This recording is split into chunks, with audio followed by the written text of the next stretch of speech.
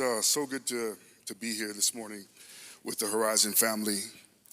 And just some of you guys maybe know me, some of you don't. As Dan said, Carl, I pastor a church called FOS, and it's a church plant out of Horizon here.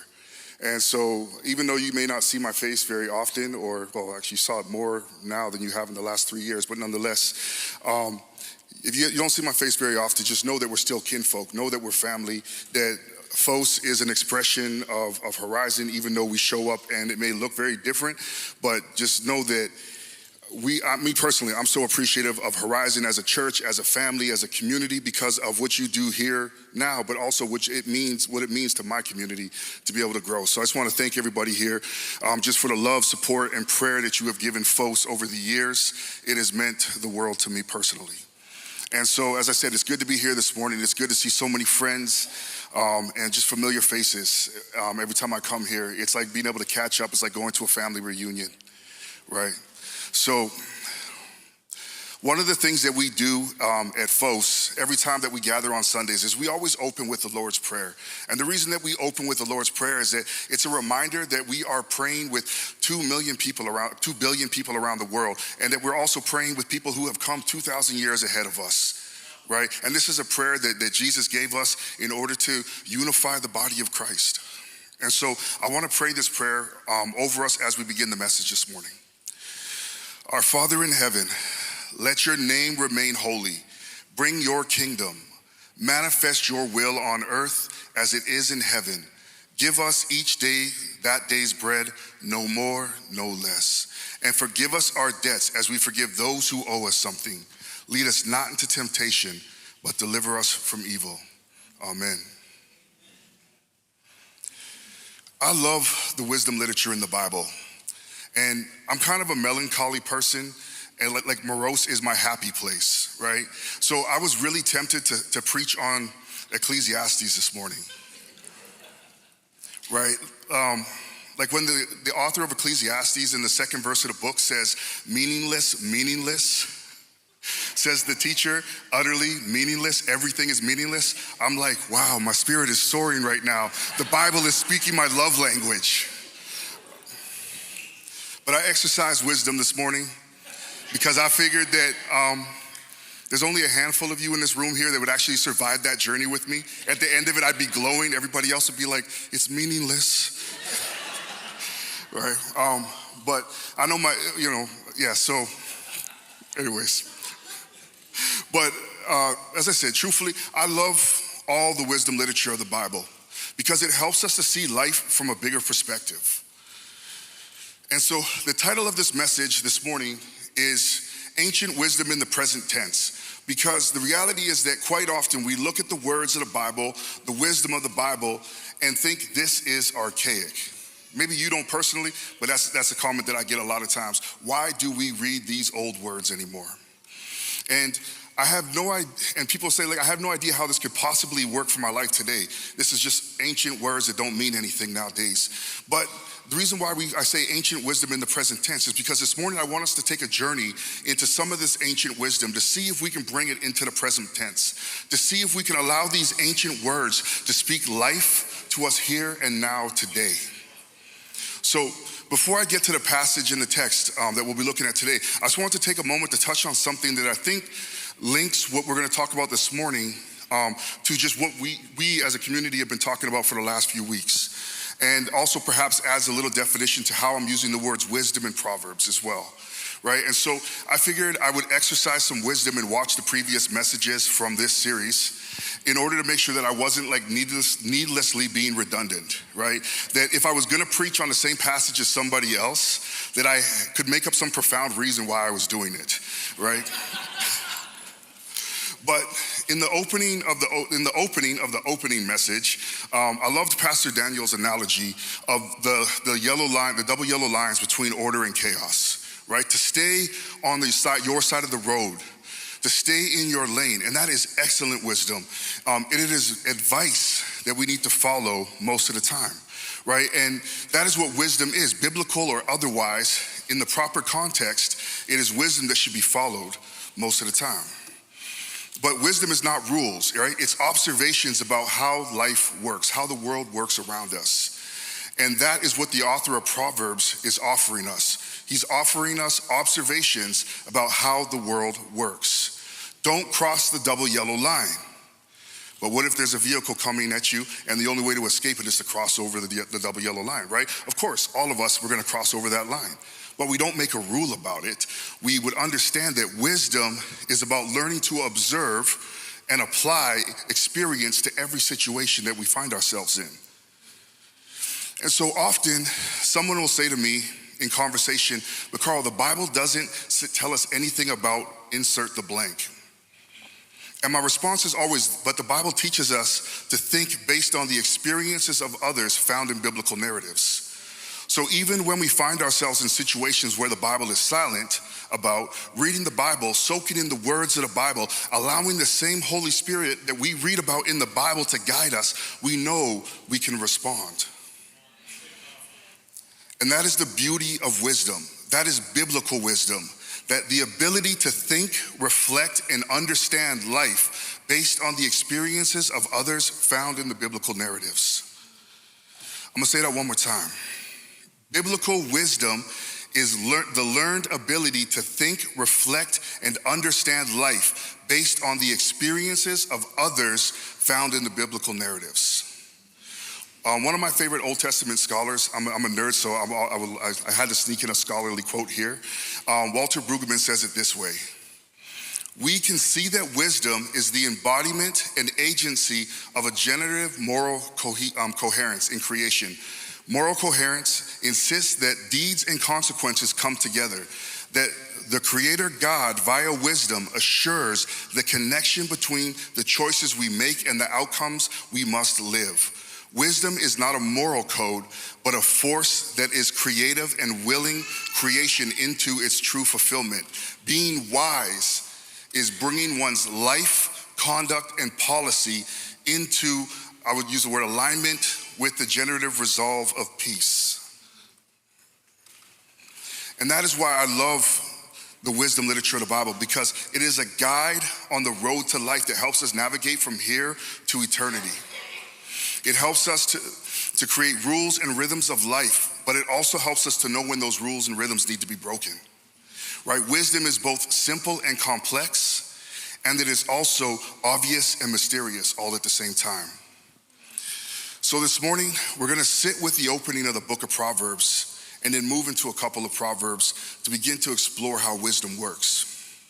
And so Proverbs chapter 1, verse 1 through 9 says this: the Proverbs of Solomon, the son of David, king of Israel, for gaining wisdom and instruction, for understanding words of insight, for receiving instruction in prudent behavior, doing what is right and just and fair, for giving prudence to those who are simple, knowledge and discretion to the young. Let the wise listen and add to their learning, and let the discerning get guidance. For understanding proverbs and parables, the sayings and riddles of the wise. The fear of the Lord is the beginning of knowledge, but fools despise wisdom and instruction. Listen, my son, to your father's word, instruction, and do not forsake your mother's teaching. They are a garland to grace your head and a chain to adorn your neck. A friend of mine once complimented me and said, Carl, I love how you can make these really big decisions that require a lot of faith, just like that. And I remember being thrown off by the compliment because in my head, these big faith-filled decisions weren't easy. They were anything but easy. They were the result of anxiety-induced insomnia and lots of prayer. And a lifetime of watching God do big faith-filled things in my life and in my family. So even when something comes up that demands an on-the-spot decision, the experience of my life shows up, my values show up, and values are just choices that we've already made in advance, right? And then I pray, and without fail, God shows up. And an example of this comes from when I ended up leaving Los Angeles and moving back here to Vancouver. I got a phone call from my stepdad, and he was asking if I'd be willing to return home in order to help care for my mom, who was going through some major health issues at the time. And I was working at a church in LA. I was 3/4 of the way through my master's degree at Fuller Theological Seminary. And I was in the process of getting ready to start a church plant in Honolulu, Hawaii with a friend of mine once I finished my master's. So asking me to go home was asking me to drop all of that and come back to a place that, if I'm really honest, I had sworn, I never said it out loud, but I had sworn to myself I would never return. That's another story for another day, so. Right, so I did what I do in those kind of scenarios. I began to pray that God would guide me. I thought about the situation from the perspective of my values, and family is a really big value for me. A few days later, the pastor of the church that I worked for, he was praying with me, and I hadn't told him anything about what I was processing yet. And he said to me, Carl, I feel like God has a word for you today. I see a picture of you on a train, and it seems to be going in one direction, but it suddenly turns and goes into a different direction. And he continued, Carl, I don't know what situation you're thinking about right now, but I believe God is telling you that is going to take you in a different direction than you were expecting. And the funny thing is that when he gave me this word, this pastor was hoping that I would choose not to do the church plant and stay in LA with him. So he's like, oh, this is a great word for Carl. I can't wait to give it to him. Yeah. So when he finished praying, I told him about the decision that I was praying about, and I felt the words and I felt like what I felt the words that he gave me meant, and the look on his face was one of instant regret. Right? He told me how much it affected him, but he knew that I needed to leave, right? And he wished I wouldn't go.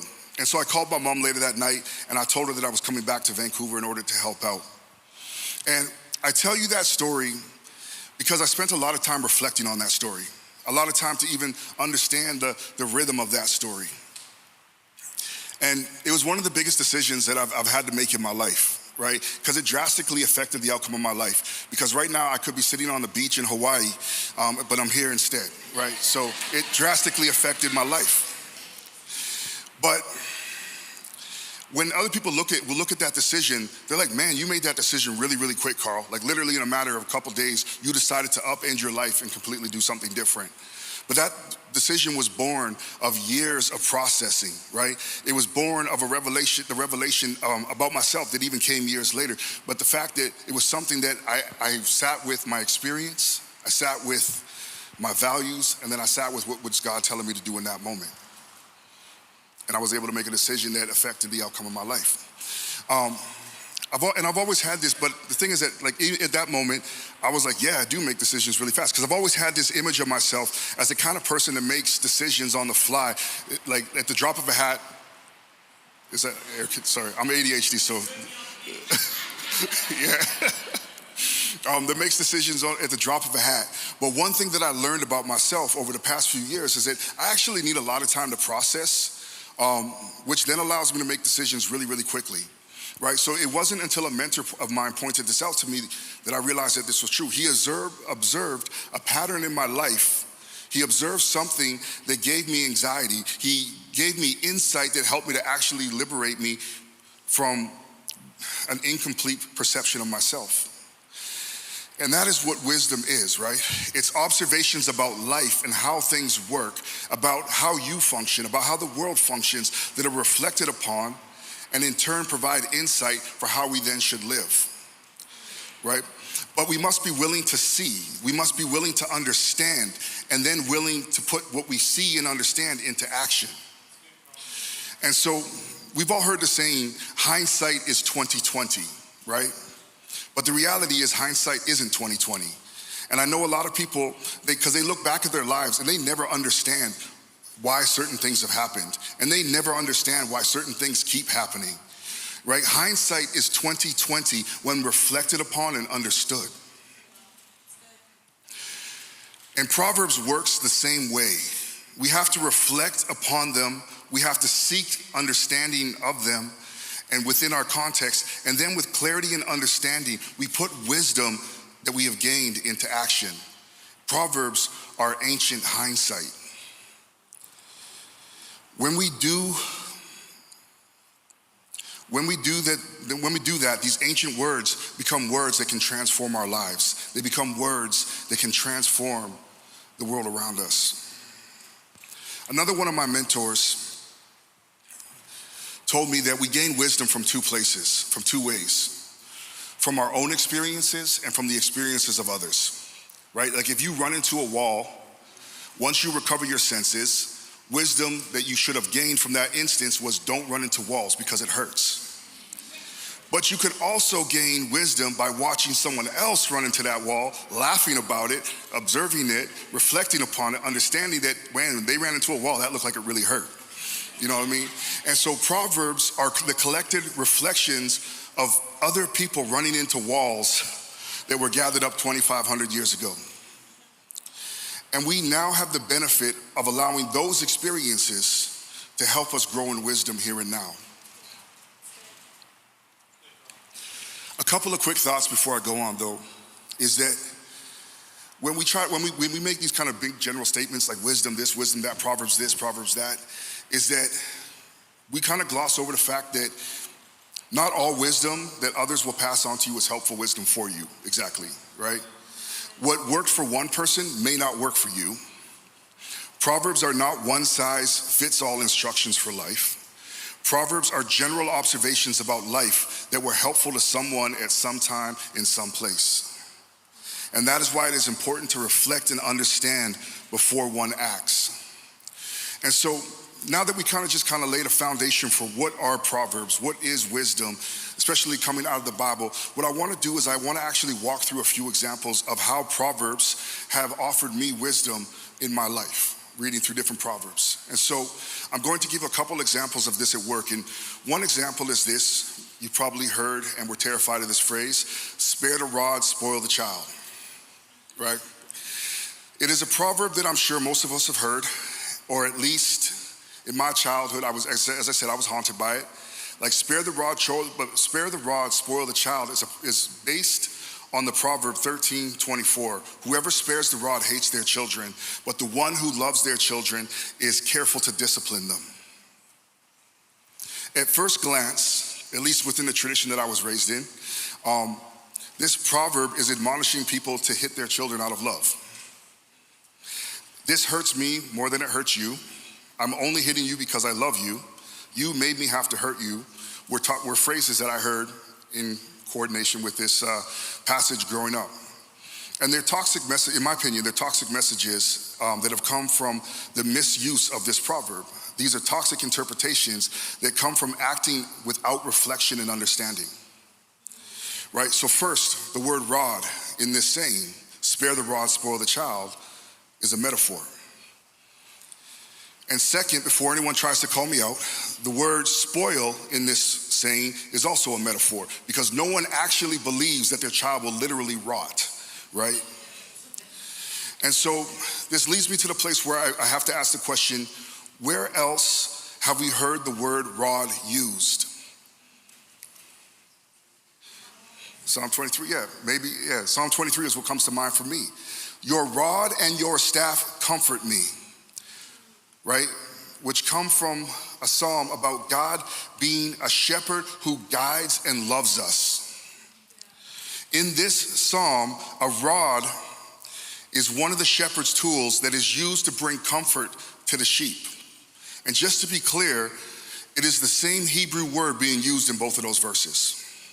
The rod is not some blunt instrument used to beat the sheep, or in my case growing up, a wooden spoon. But rather, it was a tool that brought comfort, at least in the hands of a loving shepherd it did. And so now, I don't know much about shepherding or herding sheep, and I know you guys are utterly shocked by that statement, right? I look like a person who does #farm life, right? But just reflecting on the word rod for a moment, it's already changed the way that I can read Proverbs 13:24. The word rod then becomes analogous. It connects me to the idea of shepherding. So when I hear rod, I hear shepherding. And so a rod for a shepherd is a tool that is used to guide and bring comfort to the sheep. And without that brief reflection and understanding, then the word discipline that comes later in that verse is often taken to mean hit, right? To discipline your child was to hit them. Which then makes the verse say, if you love your child, you will hit them, which is, in my opinion, really, really not what the verse is talking about. But when we understand with the word rod as a metaphor, that means that we need to guide and comfort our children. The passage now says, if you love your child, you will guide and comfort your child by carefully disciplining, or we could use the word correcting them, which is a lot different than saying, I hit you because I love you. Right? And I had the privilege over the last few years to raise my nephew, right? And I can tell you that it's been quite the experience learning how to be a parent to a teenager. Like, you don't get the little cute stages of them growing up. And so like when they act out, you're not like, well, I remember you when you were cute. It's like, it's just like you're almost grown, right? But at no time in my experience of being a parental figure to my nephew have I ever thought that hitting him would show him that I loved him. But I have thought that guiding and comforting and correcting him are good things that are expressions of the love that I have for him. So this proverb is helpful to me when it is properly reflected on and understood, and it was painful to me when it wasn't. This proverb actually helps me to be a better parental figure, to love my nephew better when I reflected and understood this proverb properly. Another proverb that I want to sit with this morning shows us another example of how reflecting and understanding that comes from sitting with these ancient words of wisdom. And the proverb is this, Proverbs 14:29. Whoever is patient has great understanding, but the one who is quick-tempered displays folly. So I'm gonna tell you a little bit of a story about like me and plants, because that's what I'm gonna do right now. And so on January, before the pandemic, so January 2020, I bought my first plant. It was a snake plant. I don't know the official name of it, but it's the one with the like little skinny leaves, and it's supposed to be really good for helping you breathe. And I was like, oh, this is dope. I listened to a podcast that says you should buy plants. They will make you happy. So I bought a plant, right? And it was the start of something that I didn't know that I would love so much, because over the past couple years, I've amassed probably around 20 or so plants in my indoor house garden. Right? And like all of us, we got a little bit addicted to something during COVID, right? Whether it was like sourdough bread, for me it was plants, you know what I'm saying? Right? But a few of my plants, they've been rescues. Plants that people killed and were about to throw away. But I have an affinity for lost and discarded things. And so because for much of my life, I have felt lost and discarded. So when I see these dead plants, I cannot help but want to see if I can resurrect them. It's like, yeah, let me just throw money into this thing so I can try to get it to grow again, right? I can't help it. And I have this one peace lily that came to me in really bad shape. It lived in a basement suite with no light, so it was wilted and brown, and it had root rot. And I don't know if you know anything about plants. I learned that root rot is something that the roots literally rot if you put too much water in a pot. Who would have known, right? Right? But I literally spent hours harassing the horticulturalists at my local nursery, asking them how I could possibly save this plant. And literally every time I went in, they'd be like, okay, I showed them a picture of the plant. They're like, yeah, throw it away. And I'd be like, I can't throw it away. Tell me what I can buy to save this plant.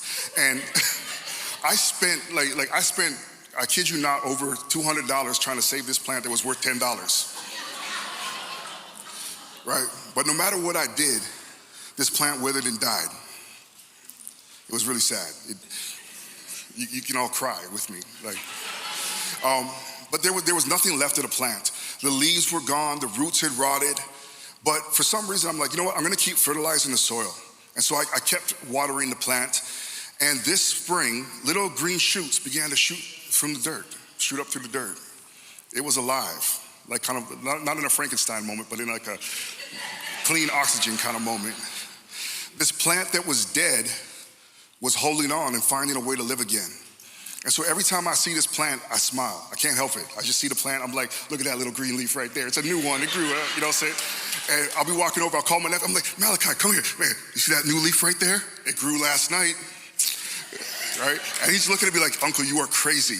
Like, this is a plant, right? But as I said before, like, I have this affinity for lost and discarded things, right? And so like this past few weeks, like they brought up some big existential questions for me around finding and maintaining like the ideas of joy and peace as a black man in this world. Where for me, it feels like I constantly need to defend my right to exist, right? And so I know that kind of feels like a right turn in what I was just talking about, but it circles back, it makes sense. Right, but it has made me feel like giving up at times. It has made me feel angry. But again, like as a black man, you cannot express anger in this society without risking your life. And that might sound shocking, but that's a reality that black people face. And all of that has left me feeling really hopeless at times over the last few years. I found myself getting really upset at seemingly meaningless moments. And I was walking around seething on the inside with little moments where I couldn't restrain it all. I couldn't hold it all back. And I like you would just see the cracks form. You would see the quick-temperedness of my youth begin to show up a little bit. And in the midst of this, I found myself with some extra time the other week. So I decided to spend that time working with my plants. I found myself admiring this one plant in particular, this one African violet. Who here loves African violets? They're beautiful with the purple and everything. If you know you should just Google African violet after, it'll be your favorite plant. I promise, right? But this little plant has brought me so much joy because I rescued it from death, like the peace lily. I nursed it back to health over 2 years ago. And this year, it blossomed again for the first time since it sat on someone's shelf as a gift neglected. And in some ways, this plant and others in my little garden have taught me that with a little bit of care and a lot of patience and time, even things we thought once were dead can blossom with life. This idea of cultivating hope and life is so needed in other areas of my life right now, right? So when I feel hopeless, and I want to remember this little African violet because I believe that I too can blossom again with a little bit of patience, right? And waiting for signs of emergence can always bring me little bits of joy, right? And so the deliberate and intentional patience that my house garden demanded, it brought me to wisdom and understanding because it forced me to slow down and watch and observe and reflect and understand. Right, the patience of it all forced me, as I said, to observe and to gain understanding. And sometimes we see wisdom in the Bible played out in the world around us, right? And I'm not a very patient person by nature. I want to see things happen like right now. Like if there's a possibility of trying to do it faster, I want to do it the fastest, right? But life doesn't work like that. Right? Plants don't work like that. No matter how much you want your plant to grow, and I'm not gonna lie, I literally whisper to my plants, you can grow, you can grow. They still took a lot of time to grow. And one of my mentors, like he's repeatedly told me this axiom, this saying that has stuck with me. You will be disappointed by what you can accomplish in a day, but you will be surprised at how much you can accomplish in 3 months, 6 months, a year. He continually exhorted me to be patient and to have a patient view of life. So in the midst of my hopelessness, that things were not going to change for the better in the world around me, the careful, slow, patient cultivation of plants taught me 2 lessons. Life takes time to be cultivated, lesson number 1. And joy can start in the smallest of places and begin to spread uncontrollably. So what seemed like just a few extra moments where I decided to tend some plants, it turned out to be these big kind of proverbial moments of my life that were really helpful. And as funny as it sounds, repotting some plants really helped me to gain perspective. To see a few plants that had died be brought back to life with patient care highlighted to me the way that joy and peace are cultivated in this world with patient care. It reminded me of the kingdom of God, like the kingdom of God is like parables, right? Small and unassuming, but spreads uncontrollably once it reaches its tipping point. Joy and peace can be like that as well. So that insight was really helpful and brought a lot of hope to me. And that is another example of how biblical wisdom works. The above proverb, right? Whoever is patient has great understanding, but the one who is quick-tempered displays folly is one that I learned as a youth, and it was tucked away in the back of my mind. So when that moment came with the plants, where observations and reflections led to a deeper understanding of life for me, this proverb came to the forefront of my mind. It was like, wow, patience does lead to understanding. It helped me to highlight the choices of wisdom and folly that were in front of me. Proverbs is a mixture of observations about life that are told to us through metaphor, through allegory, through analogy, and they are unlocked to us through reflection and understanding. And Proverbs also can be helpful with unlocking the wisdom that is all around us if we are willing to observe and reflect. And Proverbs themselves, or the biblical wisdom itself, must also be reflected upon in order to be able to understand it. So returning to Proverbs chapter 1, verses 1 through 9, what are the purpose of Proverbs? Proverbs are for gaining wisdom, instruction. Proverbs are for understanding words of insight. Proverbs are for receiving instruction in prudent behavior. Proverbs are for doing what is right, just, and fair. Proverbs are for giving prudence to those who are simple. Proverbs are for imparting knowledge and discretion to the young. Proverbs let the wise listen and add to their learning. Proverbs let the discerning find guidance. The fear of the Lord is the beginning of knowledge, but fools despise wisdom and instruction. In my community, folks, we spend a lot of time after the preaching moment unpacking through conversation and what we're learning and processing together. And unfortunately, we don't have time or space for that this morning, but I do want to leave you with some questions to ponder as you process wisdom and think about wisdom. And so the first question is this: as we explored wisdom today, what is one thing that stood out to you? When you look back over the past couple years, what is one experience that you learned something from, and how could that possibly give you wisdom to go forward? And what are some of the ways that we could be more intentional about making observations in life about the way that life works that we can later reflect and learn from? And those are just questions that for me have been really helpful in learning to have that more patient, that more observant, that more reflective life that leads to understanding. And so I'm just going to close with a benediction. May we be a people who gain wisdom and instruction from all the places God is teaching us. May we be a people that patiently gain understanding. May we be open to receiving instruction. May we do what is right and just and fair. May we be a discerning people that allow these words of wisdom to give us guidance today. Amen.